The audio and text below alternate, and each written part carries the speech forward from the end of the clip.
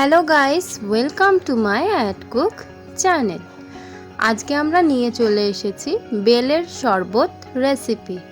বেলের শরবত কিন্তু পেট ঠান্ডা করার খুবই কাজে লাগে। দেখে নেওয়া যাক এই রেসিপি। সর্বপ্রথম এখানে আমি একটা বড় সাইজের বেল নিলাম। দেখুন, এখানে আমি বেলটি এরকম বড় সাইজের নিয়েছি। আপনাদের কাছে যদি ছোট সাইজের থাকে তাহলে আপনারা ছোট সাইজের দুটো বেল ইউজ করতে পারেন। এখানে আমি এই বড় সাইজের বেলটাকে এবার আমি ভেঙে নেব। দেখুন, এখানে আমি বেলটাকে ভেঙে নিয়েছি। এবার এই বেলের যে গাগুলো আছে শক্ত, সেগুলো আমি সাইডে রেখে নেব এবং বেলের মধ্যে যেই শাঁসটা আছে এই শাঁসটা আমি একটা পাত্রের মধ্যে নিয়ে নিচ্ছি। এখানে আমি একটা চামচের দ্বারাই এই বেলের শক্ত স্কিনটা এরকমভাবে চেঁচে নিয়েছি। দেখুন, বেলের যে শাঁসগুলো স্কিনটাই লেগে আছে সেগুলি আমরা চামচের দ্বারা এরকম খুঁড়ে নেব।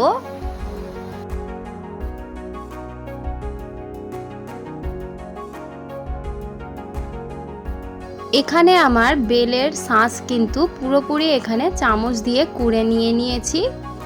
এবার আমি এই শাঁসটাকে অল্প একটু জল দিয়ে নেব। এখানে আমি একটা বেলের জন্য 1 কাপ জল দিচ্ছি। 1 কাপ জল দেওয়া হয়ে গেলে এবার ভালোভাবে হাত দিয়ে আমরা বেলটাকে মেখে নেব জলের সঙ্গে। বেলটাকে হাত দিয়ে ভালোভাবে এরকমভাবে ম্যাশ করে নেব এবং বেলের যে শক্ত শক্ত দানা বা যে কোনো শেকড় থাকবে সেগুলো হাতে আসলে ফেলে দিতে হবে। আমাদের এখানে বেলটা ভালোভাবে ম্যাশ করা হয়ে গেছে। এবার আমি এটা একটা ছাঁকনির সাহায্যে ছেঁকে নেব।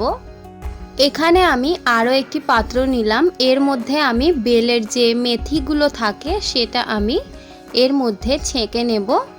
তার জন্য আমি এখানে একটা চা ছেঁকনি বড় মতো ইউজ করছি।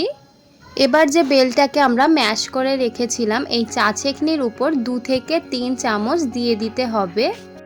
এবার এই চা ছেঁকনির মধ্যে হাতটাকে দিয়ে ভালোভাবে ঘুরিয়ে ঘুরিয়ে বেলের মেথিগুলোকে বার করে নিতে হবে ঘন করে।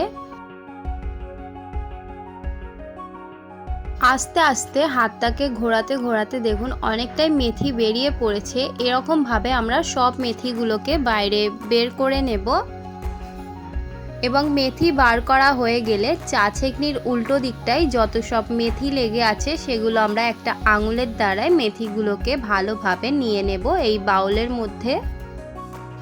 এখানে আমার সবগুলো বেলের মেথি কিন্তু ছেঁকে নিয়েছি। এরকম এতটা হয়েছে একটা বেলের মেথি। এবার এই মেথিটাতে আমি ইউজ করছি একটা বেলের জন্য 1 বাটি চিনি। চিনির পর দিয়ে দিচ্ছি 1 চিমটি নুন স্বাদটাকে ব্যালেন্স করার জন্য। এবার এই দুটো উপকরণ দিয়ে ভালোভাবে আমরা এটাকে ঘুরিয়ে ফিরিয়ে নাড়াচাড়া করে নেব চিনিটাকে মিক্স করে মেল্ট করার জন্য।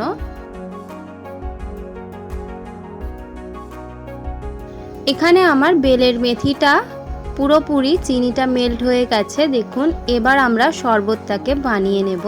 শরবতটা বানানোর জন্য এখানে আমি 2টি গ্লাস নিয়ে নিলাম। 2টি গ্লাসের মধ্যে এবার আমি লেবুর একটা স্লাইস নিয়ে এরকমভাবে গ্লাসের মুখগুলোতে এরকম লাগিয়ে দিচ্ছি।